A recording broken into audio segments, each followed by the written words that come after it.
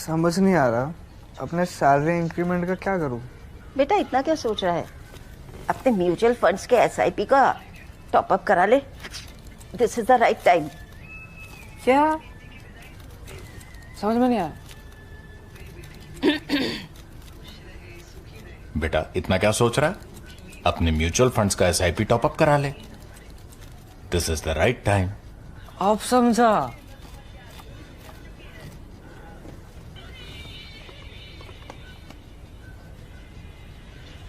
Mutual fund investments are subject to market risks. Read all scheme-related documents carefully.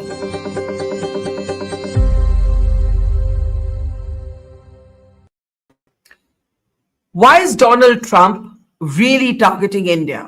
Why is he penalizing India for the purchase of Russian oil and not penalizing China, which buys much more oil? Is this something personal? Is this a problem between Donald Trump and Prime Minister Modi? Is this about Operation Sindoor? Is there a global realignment taking place? Many questions and few answers. In a moment from now, we'll be talking to former MEA advisor and partner at the Asia Group, Ashok Mittal, whose column trying to address exactly this million-dollar question in the Financial Times is now viral. I'm Barkha. You're with the Mojo Story. On the program today, we try and look at the world after it's been upended by Donald Trump and his rather bizarre tariff war with India. What has made Trump single out India in the way that he has? If this is really about the purchase of Russian oil, why is Trump not penalizing China in the same way that buys much more oil? Is this about trade or is this about India refusing to flatter Trump? What explains Trump's new coziness with Pakistan? And how do we look at the new short-term alignments that seem to be forming around Trump's tariff war? The Chinese foreign minister in India, albeit headed next to Pakistan, and India's foreign minister in Moscow. Is in India, China, Russia axis now a real thing?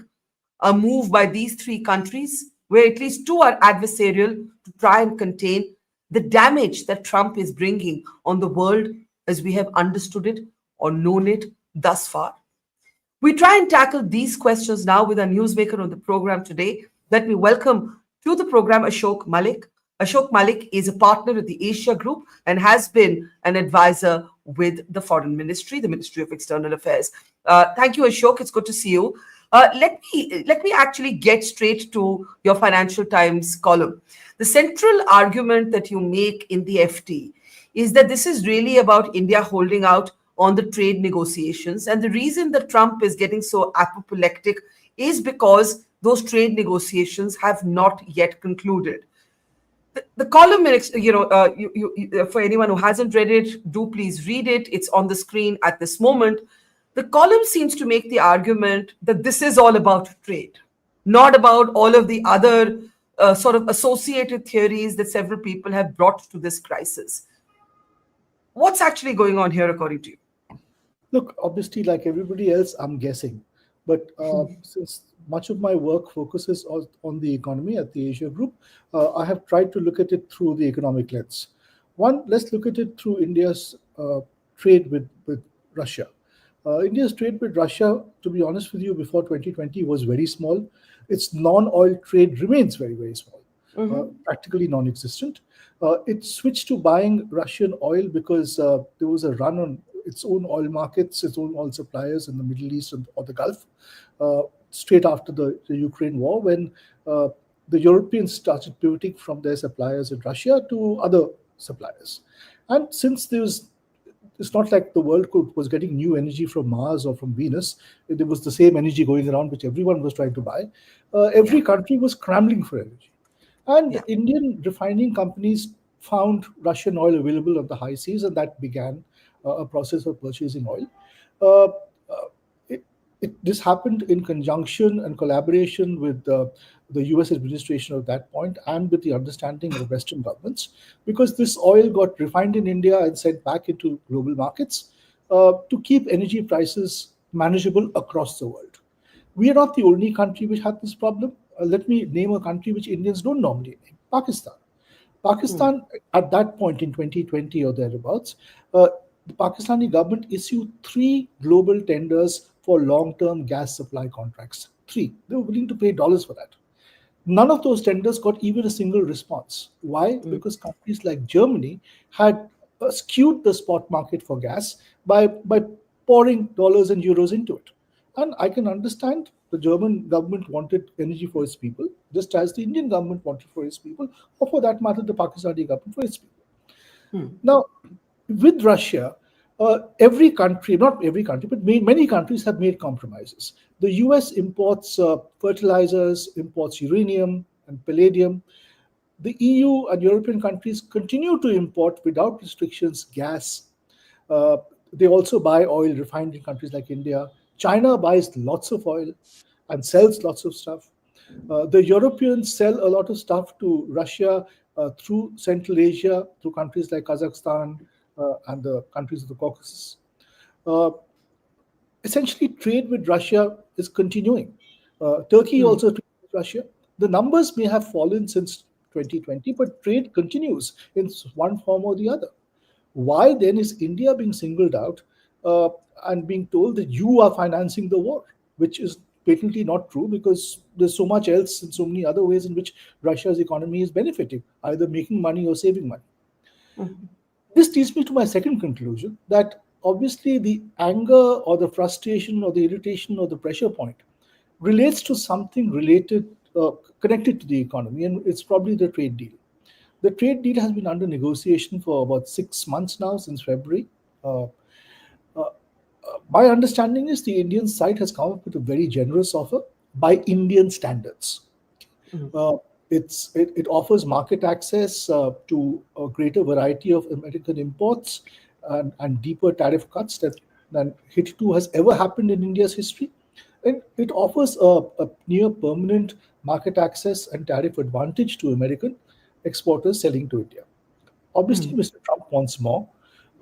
In certain areas such as dairy or wheat or GM food, that is not possible. We have our restrictions, and just as the US has restrictions as well. I understand selling tobacco to the US is impossible because there's a 350% tariff. That's what I've been told. I'm not 100% sure. But the offer India's made is a good offer. Of course, it can be negotiated further. It's been sitting in the White House after Indian and US trade negotiators sent it there, or the US trade negotiators sent it there some weeks ago. It has not been responded to. It has not been rejected. It has not been accepted either. It's just sitting there. And one would imagine the Trump administration is resorting to strong arm tactics and pressure to get India to bend on areas where India does not want to bend. That is my conclusion. Yeah. But does it convince you that this is the whole story? Because look at some of the public statements. For example, the US Treasury Secretary now basically targeting India's billionaires and saying India's richest people or industrialists are profiteering from this trade. Pete Navarro, an advisor to Trump, writing an op-ed basically talking about India as if it were a oil client, for example, right? And talking about oil lobbies. So this kind of aggression seems to have been reserved for India, as opposed to, for example, the Chinese, who buy much more Russian oil. Two things here. One, with India, some of the language that has been used by President Trump, calling India a dead economy, a loose throwaway line, but it had a deep impact here. Yeah. Or Peter Navarro's column or article in Financial Times, Secretary of the Treasury Bessent's comments, the White House spokesperson saying we've imposed sanctions on India, very strong word. Yeah. Now, all of these might be intended in the US as throwaway lines which you'll use to place pressure and then forget about it and move on. That might be the thinking. I don't know whether it is, but it might be. Yeah. But what it has been interpreted here in India, not just by the government or by politicians or by public officials, but by the public at large, is a deep insensitivity to some of India's core concerns, even some of its security concerns. Yeah. And once public opinion gets hardened it becomes more difficult for the government, for any government, to make further compromises or offer for further concessions. And that is why I believe that the longer term impact of this episode, the past few weeks, and the loose comments that have been offered, and acerbic comments that have been offered, will be with us for some time to come. So, in your column, you say strategic partnerships cannot be built on spurious arguments. What is the most spurious argument you've heard from Washington in the last few weeks? Well, that India is funding Putin's war. I mean, Germany and Italy are continuing to buy gas, all of Europe is continuing to buy gas from Putin. Germany and Italy are exporting almost as usual to Putin and to Russia through third countries. This has been recorded by Western institutions and research organizations, not by me. Turkey, which is a NATO partner and a close ally of President Putin and of the US, is continuing to doing business with Russia, including energy purchase. The Chinese, with whom the Americans seem to be doing a deal of some nature or the other, are not just importing from Russia, but also exporting to Russia.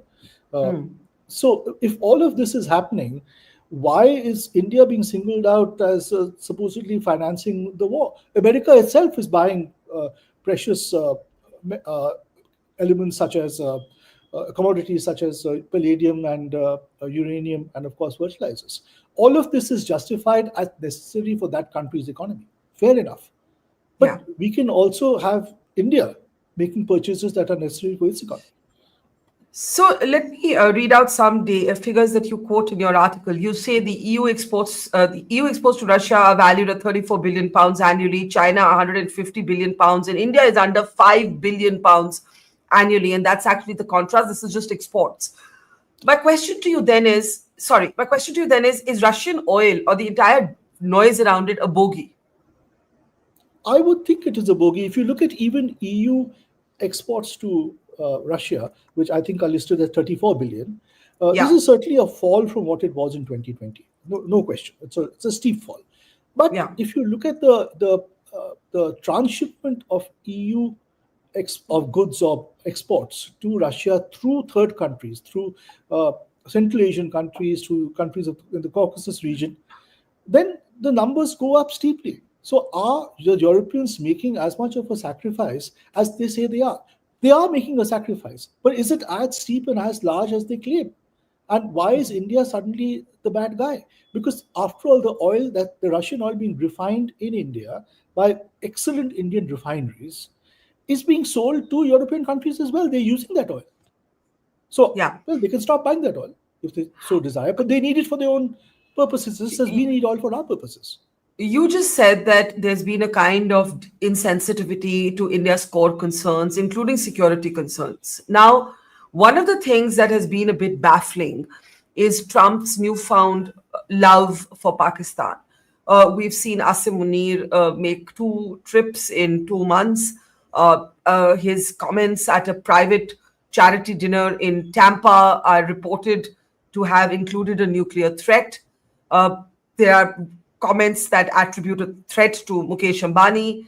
And then if you juxtapose that with the Treasury Secretary targeting India's wealthy industrialists for profiteering, you begin to see some dots joining there. How do we read this? I mean, and then of course there's talk of business dealings between, cryptocurrency trade linked to Trump's family and Pakistan's cryptocurrency council. What's actually going on here? Look, let's take a slightly wider view. Pakistan is an obsession for many of us in India, but we need to recognize quite correctly that while many countries have concerns about terrorism and certainly are sympathetic to India's predicament when it faces terrorism from sources based in Pakistan, beyond a certain point, Pakistan and Pakistani terrorism are our problem, not the world's problem. They're not Colombia's problem or Venezuela's problem. Those countries will offer us sympathy, but then they will do business with Pakistan to the degree they need to. Yeah. So even America cannot entirely ignore Pakistan. That is accepted. However, insensitivity to the entire issue of terrorism, allowing Munir on American soil to make remarks that are even mildly put incendiary, Yeah. without any objection. And a few weeks after a conflict between India and Pakistan, a few weeks after a terrorist incident such as the one in Pahalgam, for the president of the US to say, oh, someday India can buy oil from Pakistan, very loosely. Uh, these are ill-thought statements. And as I said, they might not be intended as anything more than immediate pressure or throwaway line, but the impact they have on Indian public opinion is far greater than perhaps those who make them realize. But why? And I mean, if what's happening is because of trade in India, Pakistan's flattered Trump. It's spoken about how he deserves a Nobel Prize. Is this about flattery? First, we thought it was about Iran. Then we thought it was about cryptocurrency. Now we think it's about something else. So why?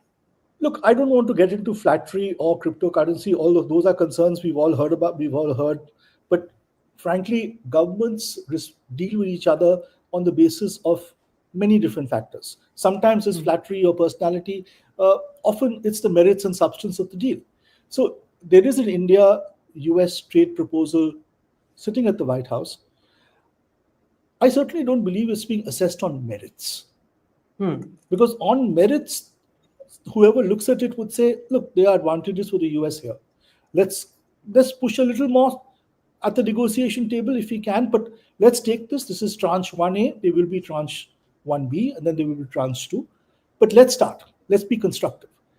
The Indian side is not getting that sentiment. I cannot understand why. Beyond the point. There are Indian journalists based out of Washington who make the argument that India's message that Trump runs a top-down administration, and therefore you've got to reach Trump. There's no point reaching people in the administration. You've got to reach the president, and that India's message isn't reaching Trump. You agree with that? And if so, why?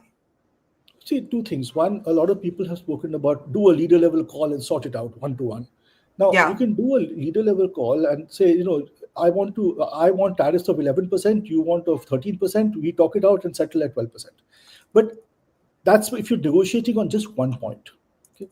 I want to buy a car for you for 1,000 rupees, you want 1,200 rupees, we agree to 1,100. That's a one-to-one discussion. But when you're negotiating something as complex as a trade deal, which ranges from agriculture to industrial commodities to energy, you need to get trade delegations into the room to have very technical discussions. Those discussions have to be done by officials who specialize in trade policy and negotiation. It cannot be left to two individuals, even President Trump and Prime Minister Modi.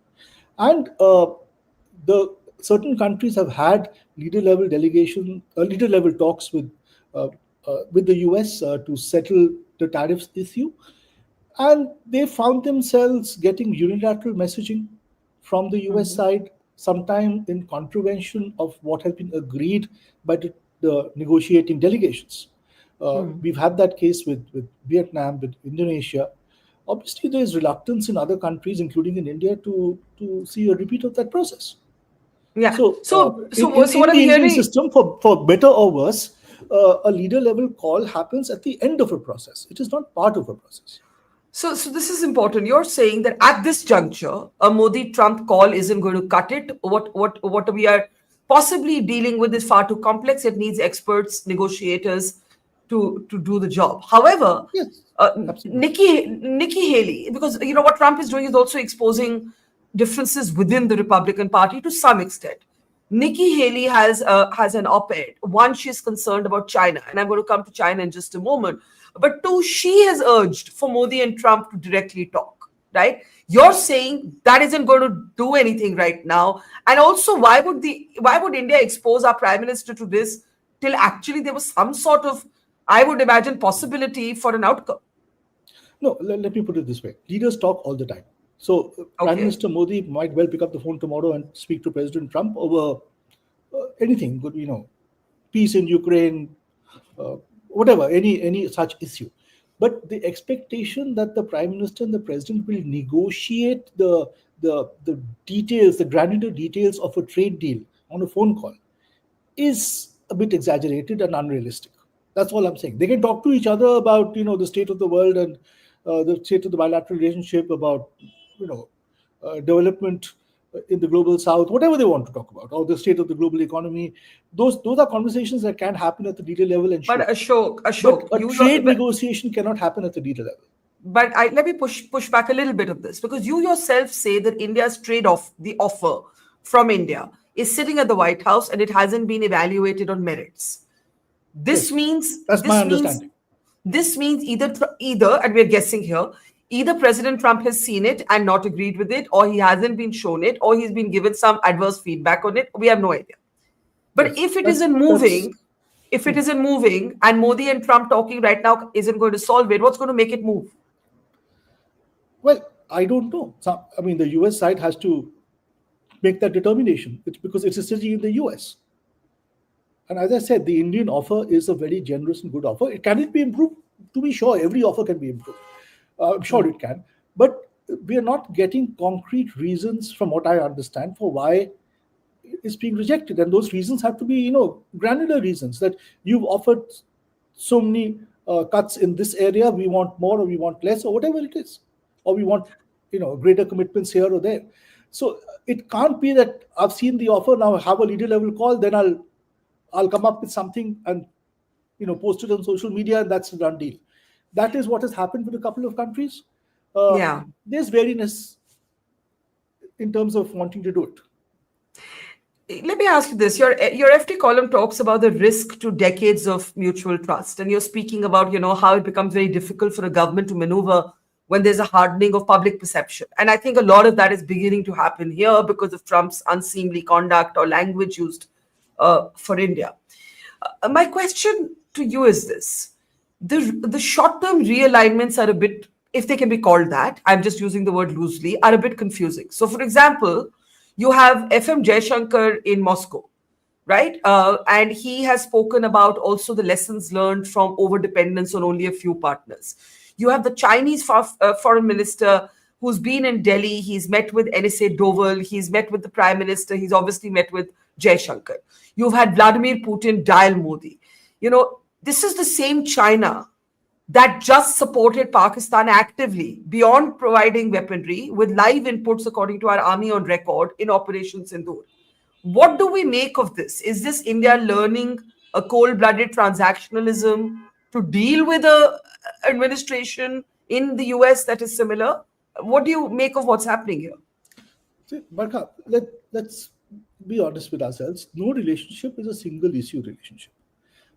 When it comes to hardening of public opinion in India, it is not that India is turning anti-America. This is not the India of 1969 or 71 or 72. India has moved on. India recognizes the value of America as, quite honestly, an irreplaceable partner. Not just economic partner, but strategic partner. And the frustration and concerns are that many years of hard work in both capitals are being damaged or put at risk by some thoughtless remarks.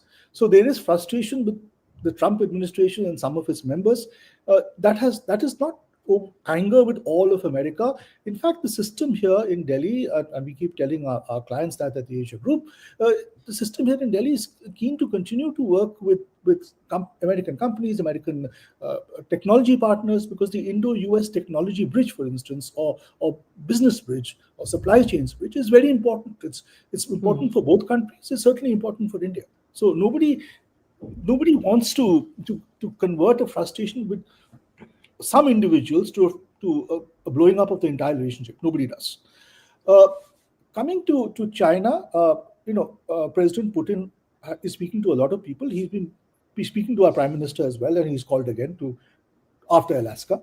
The Indian public officials' visit, Mr. Jaishankar's visit to Moscow, and before that, NSA Doval's visit to Moscow, were planned in advance, as was Foreign Minister Wang Yi's visit to India. Now, obviously, all of this has taken another context, given what has happened between India and the US. I'm not denying that. People will overread it, and that's understandable. Okay, but some of this was happening anyway. In October last year, 2024, India and China settled the last of the friction points on the border, where troops were virtually eyeball to eyeball. So things at the border are slightly better, though far from normal. This is not 2020. It's far from normal. And given that for India's own manufacturing ambitions and aspirations, some sort of cooperation with China is necessary. And again, many other countries are facing the same predicament. You need to import components from China, intermediates from China, engineering and tunneling equipment from China. You need that. So some sort of not normalization, but softening of economic engagement was expected anyway. However, guardrails remain in sensitive areas, in sensitive technology areas, in critical sectors of the economy, such as telecom or robotics or quantum computing, or even in the entirety of the electric vehicle value chain, because electric vehicles are data ingesters. In all of that, concerns remain and guardrails remain. But some cooperation with China is needed and absolutely required, because it is a very large economy and a large manufacturing economy. I want to ask you in the end, your column was one of the few I've seen on the tariff war that does not correlate what's happening to Operation Sindoor. The conventional wisdom is that things have nosedived because of Trump's annoyance that America's role, as he sees it or he claims it, was not acknowledged in Operation Sindoor. And everything has gone downhill from there. Another theory is that when Prime Minister Modi visited the US and the campaign in America was still on, he did not meet with Trump because he wanted to be seen to be even-handed and meet either both candidates or not meet either. You avoid that personal dimension in your analysis. Is it because you think it's irrelevant? Is it because you think this is really about trade? I think the substance is more important than personality. I've always felt that way. And let me put it this way. Maybe President Trump feels that he could have got more of an acknowledgement, though he's talked up his role more than required. Maybe there's all of that is true. But do remember, great leaders and prime ministers and presidents overcome these personal anxieties. Prime Minister Modi came to office in 2014. He came at the back of American visa denial, all of that. You lived through all of that. Yeah. All of us did. Yeah. Now, he could have said, I will not talk to America, I will talk to every other country, and I will make America wait. What did he do? He said, my country needs me to work with America because it's an important country. I will go to America. And he went there in September 2014 and began a great investment and put in all his political commitment to building that relationship, because he felt it was important for his country and for the world. So that is how, frankly, mature and responsible leaders act.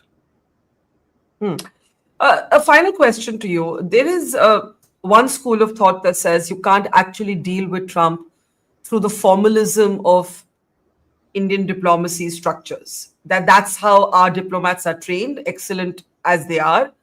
Trump is a different creature, and he thinks his policy out loud on social media, and you need a different route, a different style to get through him. America is driven by lobbying firms. There is talk that India's lobbyists haven't done what they needed to do, that Pakistan has hired lobbyists, including one who was Trump's former bodyguard.